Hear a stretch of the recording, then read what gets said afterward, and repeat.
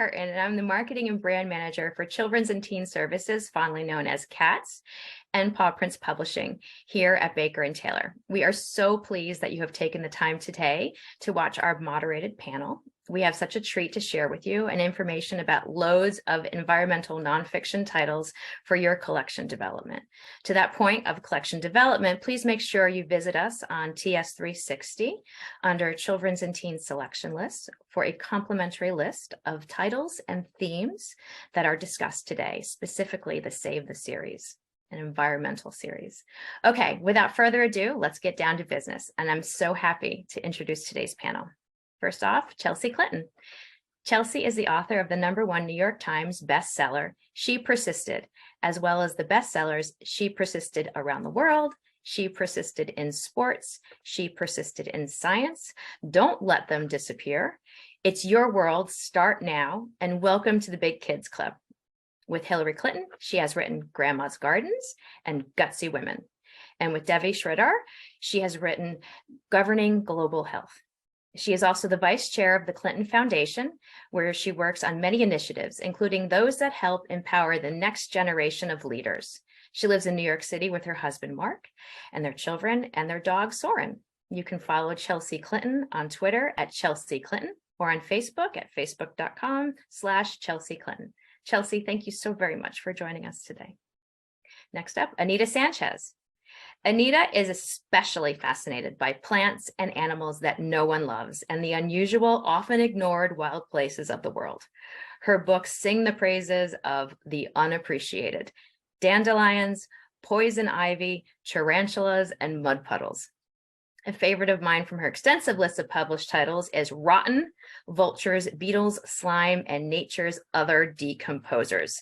She takes the yuck factor that young readers find fascinating and delivers important facts and lessons of the world around us in an entertaining and informative way.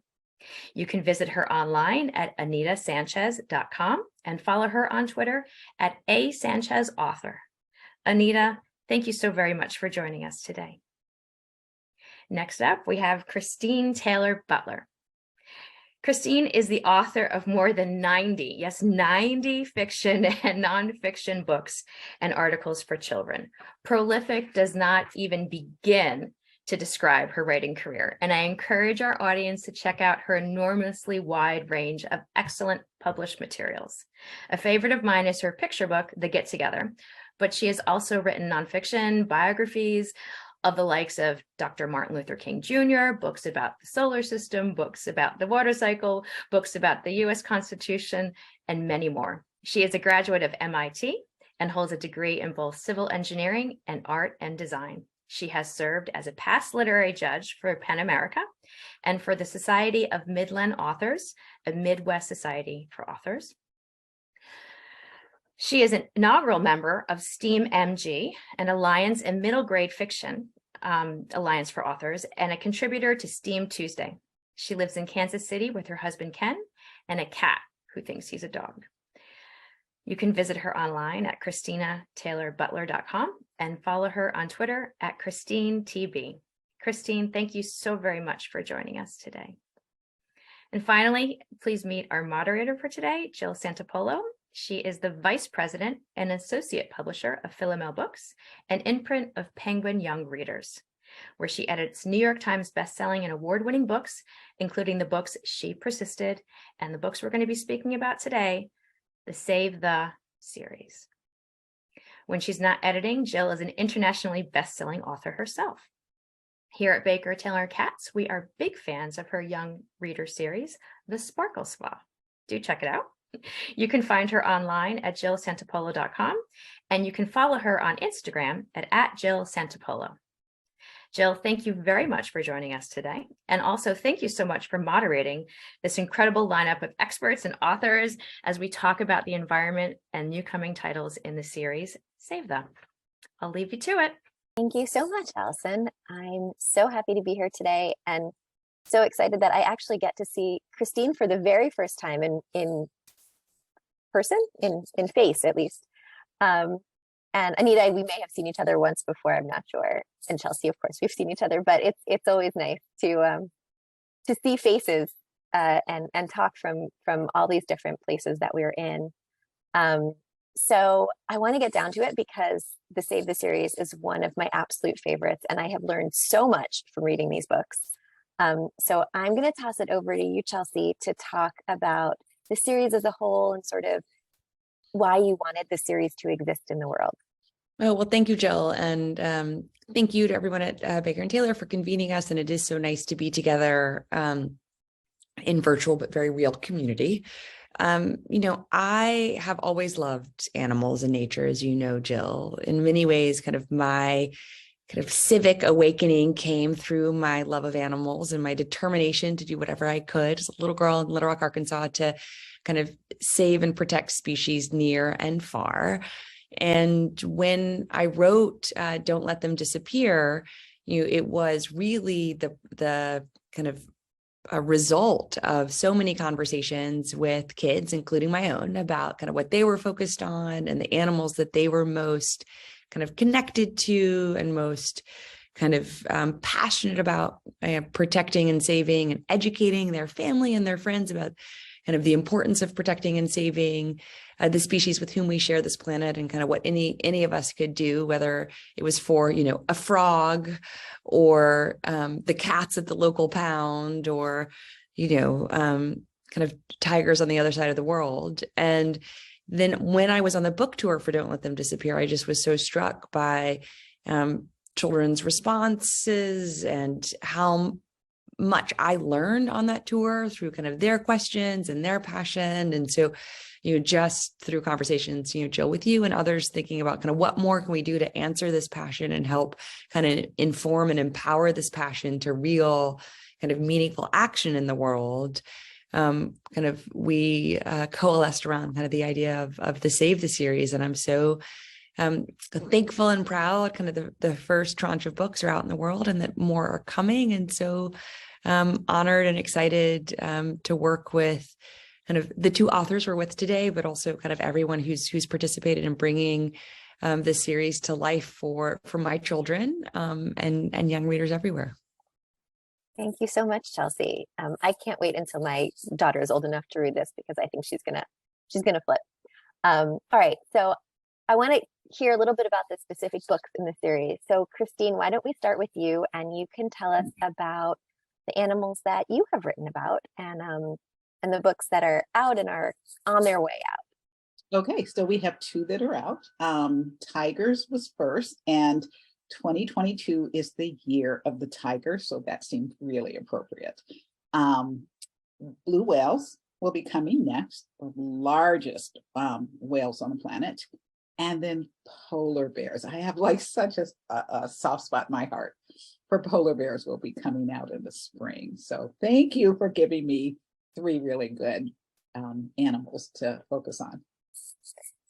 I'm very excited for polar bears too. And Anita, what do you have for us? Which animals? I was really excited to start off with whale sharks because I actually once saw a whale shark, which was really awesome. And then I went over to the savannah to study giraffes, not virtually, not in real life, and just fell in love with giraffes. I think we always have a soft spot for a certain animal, and giraffes are mine. And then it was over to the rainforest for gorillas. One of my favorite things in this entire series is what I learned about whale sharks, about having teeth on their eyeballs. That's like literally my most favorite fact of all of the books in this series. All right, so I have some questions for all of you, and I'm going to start off with one for all three of you, which is, what is it about writing nonfiction, particularly for young readers, that draws you to this genre? So, Christine, do you want to go first? Sure. One, I'm easily bored. That's why I ended up with 2 degrees at MIT instead of 1. But also, there are a lot of things I thought I knew until I went into the history of it. For instance, she talked about writing for American history and the Constitution. Is when you do a deep dive, I'm amassing a lot more information that can go in a book, but it gave me a deeper appreciation for things. And then you have to take all that information and distill it down to language that a child or a student can understand. So I feel I come out of this better educated than I was not attentive when I was a student. So. And what about you, Anita? Well, I like to write nonfiction because it is true that truth is stranger than fiction. When you read fiction or a fantasy, it's, well, you know, someone made it up. It isn't real, you know, it didn't really happen. But there's just so many amazing true stories out there. And the stakes are high when you're reading a nonfiction book because this did happen. This is happening now. And I like to write for young readers because they have that wonderful enthusiasm that fades with so many adults. They have that wonderful love and passion for animals. They really care. And I want to nurture that sense of caring. That's awesome. And Chelsea, I was listening to that long list of books now that you have written, and they're all nonfiction too, for young readers and for grown-ups.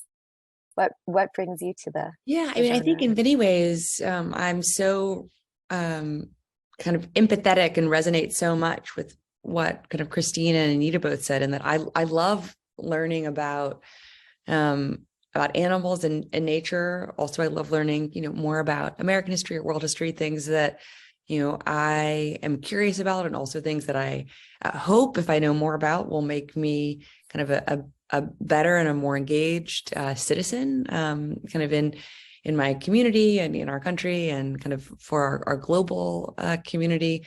And also, you know, I love writing for young people because I just think about when I was a kid and when I was, you know, an adolescent, how also curious I was and how much I wanted to know and how much I wanted to do. And I knew that to kind of really do kind of what I'd hoped to do kind of to the best of my ability, that I needed to know a lot more. And so, you know, as Jill, you and I have talked about over time, I really do write books sometimes that are in response to kind of what I'm hearing from kids and young readers that they want to know kind of more about. And so that feels like such a responsibility and kind of just profound opportunity. And also sometimes I'm writing the books that I wish I would have had as a child, and are very kind of responsive to kind of what I remember not finding in my kind of local library or local bookstore. And so kind of all of that hopefully helps answer your question.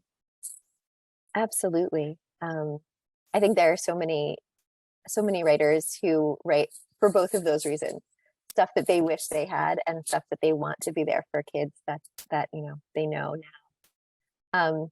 So one of the things that I think is exciting about nonfiction is the research. I mean, actually also fiction needs research too, but particularly nonfiction needs a lot of research. So I was wondering what kinds of things the three of you do for research when you're working on a nonfiction book.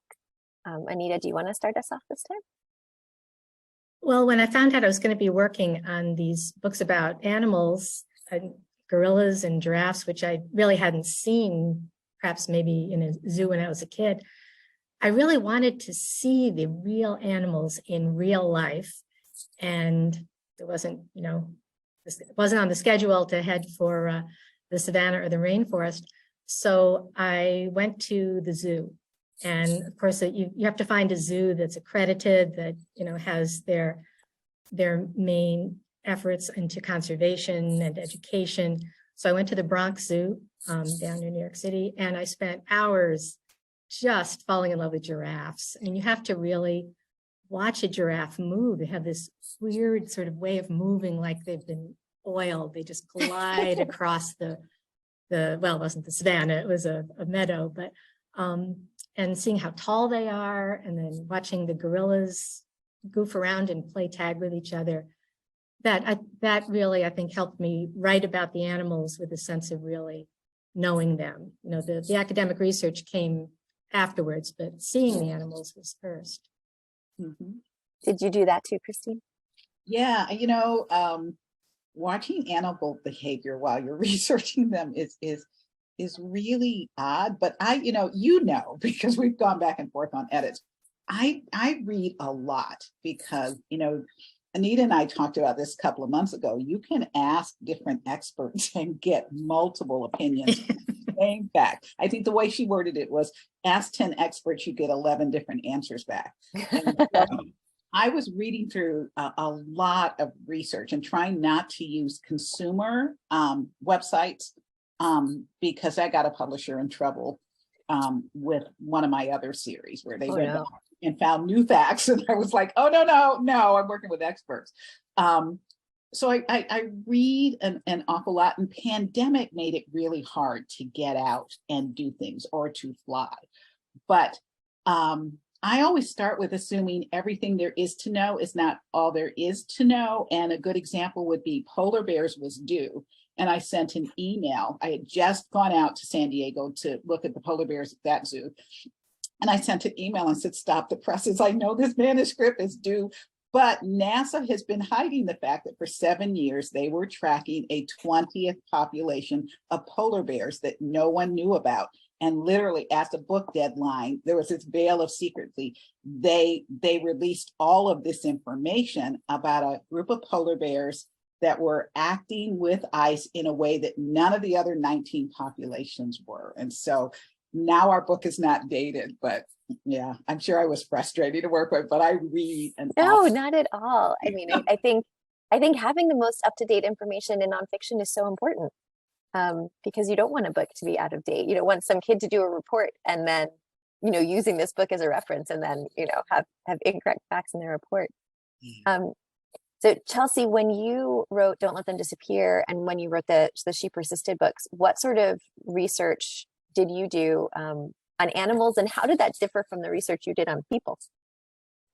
Well, goodness. So for animals, I also, went to experts. I mean, I am lucky enough to live in New York City. And so, go to the Bronx Zoo, but also the Central Park Zoo and the wonderful New York Aquarium, which is out on Coney Island, with our children, and to know many of the folks who help kind of not only care for the animals, in our zoos and our aquarium here in New York City, but also who do really important kind of research on those animals to help protect them, in the wild. And so I spoke to lots of experts. I then also sent, the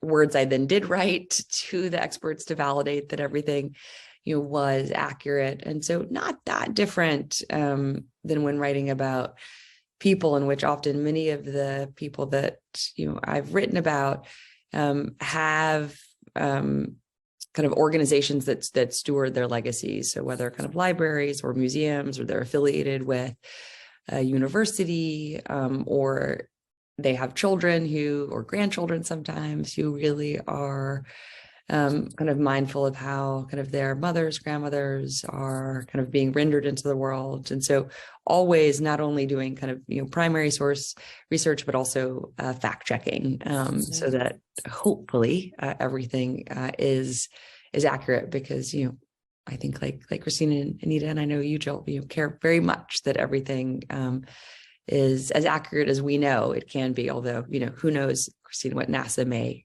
later disclose. We can only do the best that we can do with what is knowable for those of us who are not, working at institutions like NASA.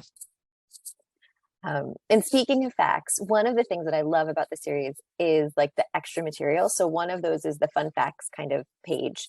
And like I said before, teeth, eyeballs, like my favorite thing ever. But I was wondering, what fun facts were your favorites, Anita and Christine and Chelsea, when you were reading over the manuscripts? What were your favorite fun facts that you have learned, or even just facts that surprised you that you didn't know before when you were working on these books? Whale poop. And that was my intern. As we were looking for quirky facts, like roller bears and grizzly bears, but whale poop. And who knew it was that important to the life cycle of an ocean, and how much iron it recirculates, and that before we started killing whales, they were removing enough carbon dioxide from the atmosphere that's the equivalent of 410,000 cars. So I thought, all right, so I wrote this section. There's so much whale poop. What it was doing. Yeah, I didn't know anything about whale poop before I read your book. How about you, Anita? Well, I think my favorite is the fact that giraffes hum at night. And at a zoo, they wanted to see what kind of noises giraffes were making, if any, because people always assumed that giraffes were just kind of dumb and just, didn't have a lot going on inside and didn't make noise because they have these really long necks, so their vocal cords probably don't work. But it turns out that at night, giraffes all hum in unison, and it's just beautiful. You can actually listen to it on YouTube. It's like a Gregorian chant of this deep humming, and they harmonize with each other. And no one knows why. That's so interesting that scientists have no clue why. Maybe it's to kind of, when they're out in the wild, to keep the whole herd together, because if you wander off at night, you might end up as dinner. So maybe it's something like that, but maybe they all just like humming together. We have no idea. Very cool. I'm 100% going to YouTube giraffe humming after we get off this call. I think Jill, I also was fascinated by the fact that whale sharks have teeth on their eyeballs. I did not know that either until this book. I have to confess, I've always loved giraffes. They were my grandmother's favorite animal. And so, loved learning so much more about them for Don't Let Them Disappear. And then certainly kind of through the Save the series. And I still think, though, maybe the most fun thing, we assume like the dark colors of their very long tongues are kind of a natural sunscreen, but maybe that's just because as the mother of 3 small children, I find myself applying so much sunscreen to my kids that the thought of like built-in sunscreen has a lot of appeal to me. And I will say, I don't know if this is a fun fact, but I had no idea. And I learned like that polar bears could swim for as long as they could.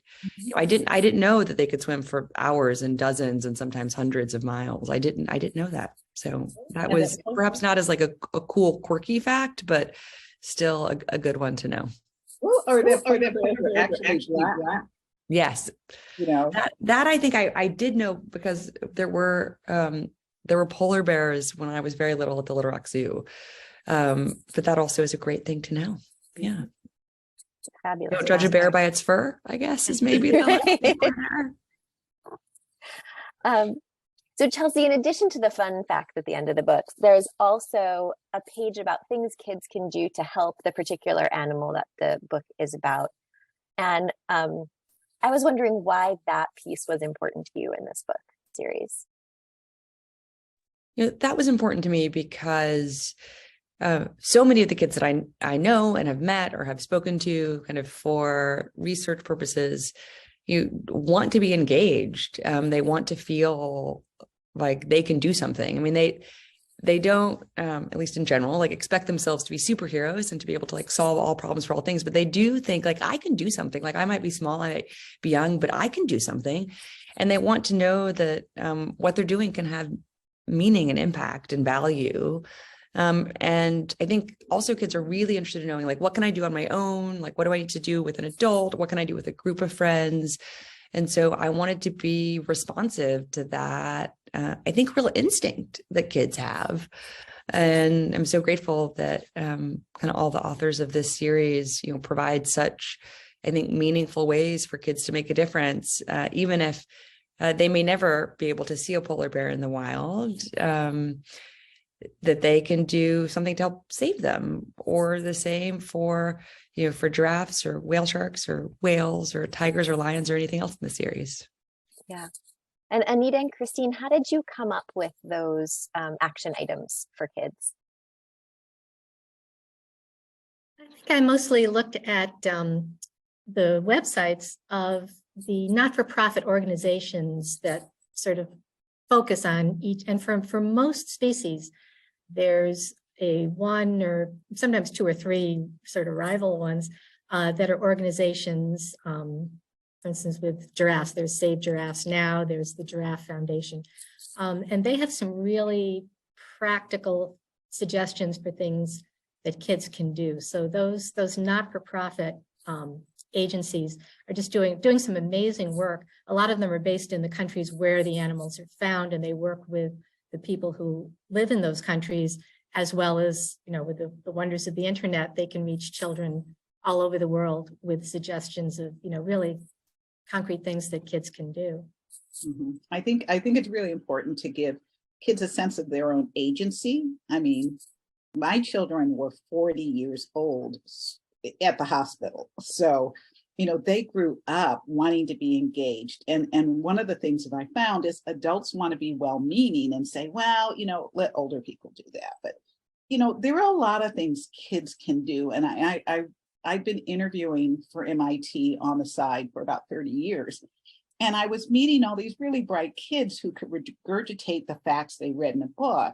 But the ones that were getting into MIT were the ones who were reading those books and figuring out what to do about it. It was about, what problem do you want to solve? And so that's what I found so engaging about the series is, here's the problem, and here's our part in that problem.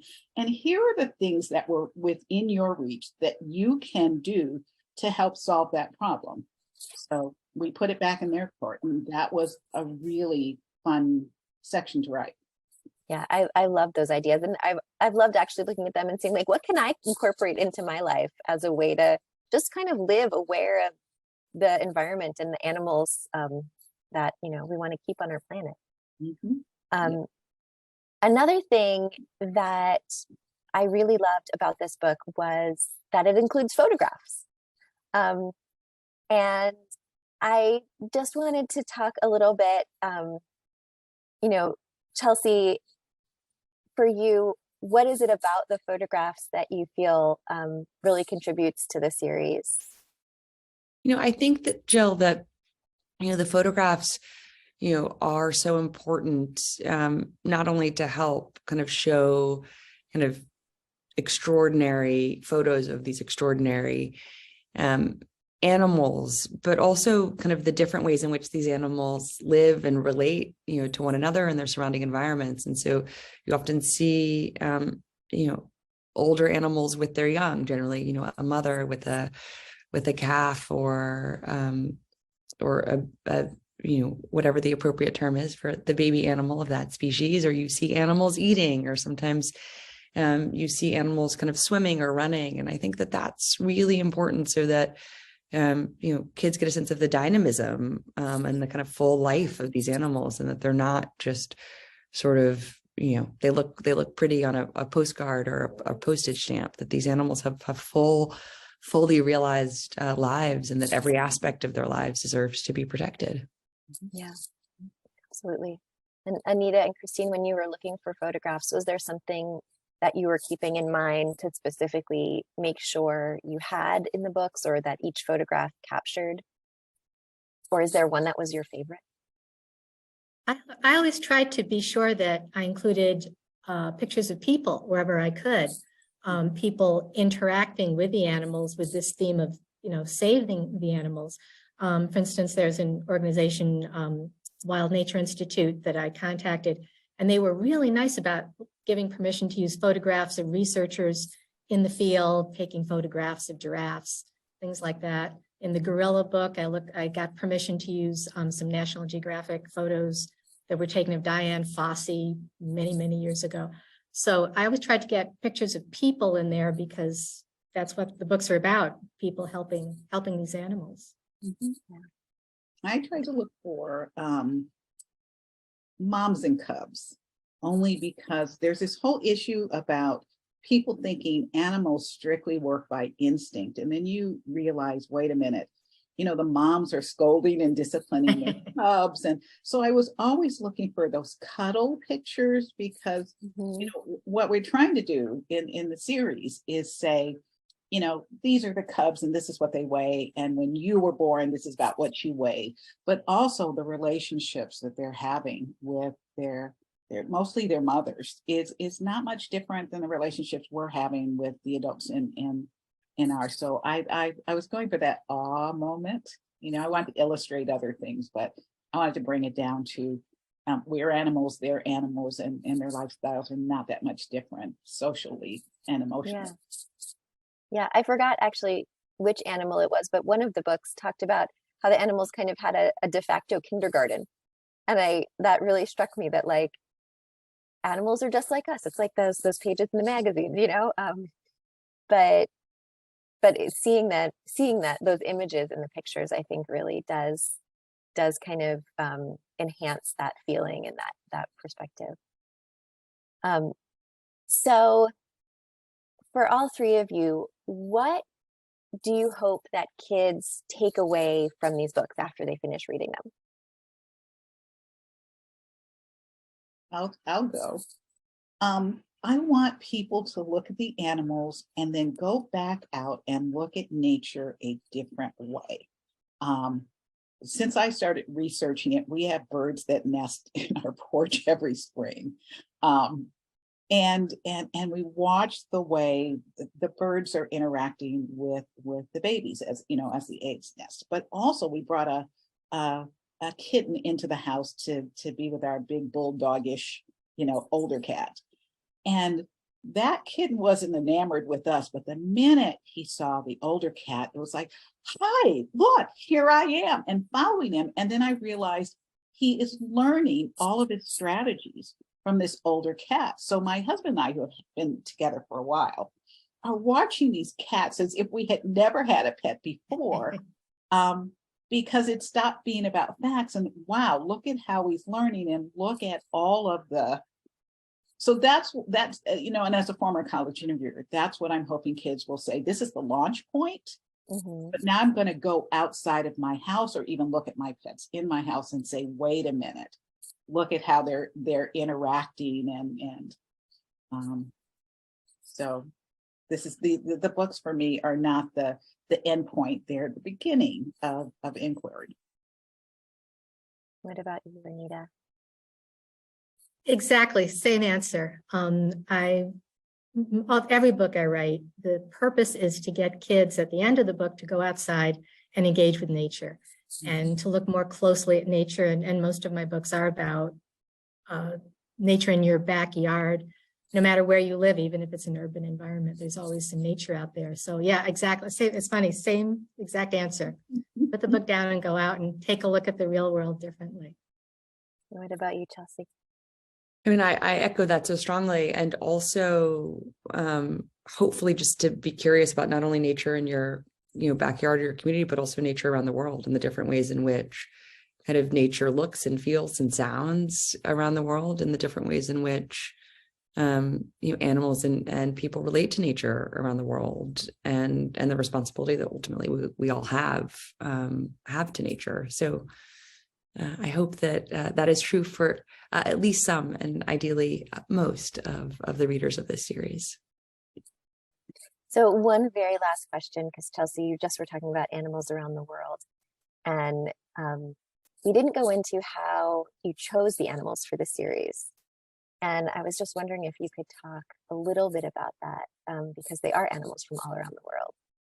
Sure. So most of the animals, but not all of the animals, are in, you know, Don't Let Them Disappear. And then some of them very much are the result of conversations with kids. I mean, I was asked so much about frogs on the Don't Let Them Disappear tour, and why there weren't frogs in the book, when I heard from so many kids so many facts about how so many frogs are endangered, you know, all across the globe. And so, you know, some of these were very much the result of kind of what we heard from kids, you know, on that tour, and in conversations with kids subsequently. And I'm just excited for all of them to be out over the next year. Me too. Well, thank you, all three of you, for your time today. And thank you to Alison and the Children and Teen Services at Baker and Taylor for inviting us on. This has been so much fun. I love listening to all three of you talk. It's been great. Thank you all so much. Thank you. Thank you.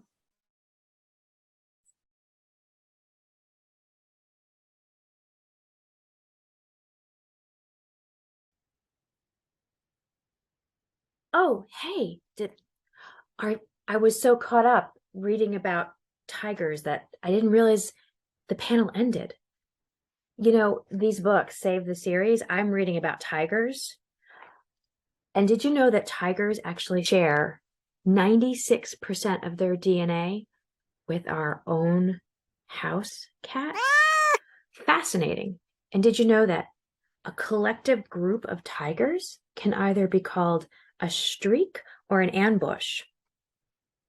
I'm telling you, the information that you can find in these books is just, it's so amazing. So I hope you enjoyed our author panel today. Please check out Title Source 360.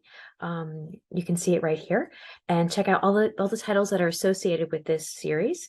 And we hope that you found something of interest for your collection and for your readers to use today from our author panel. Thanks so much for joining us. Take care. Bye-bye. See you next time.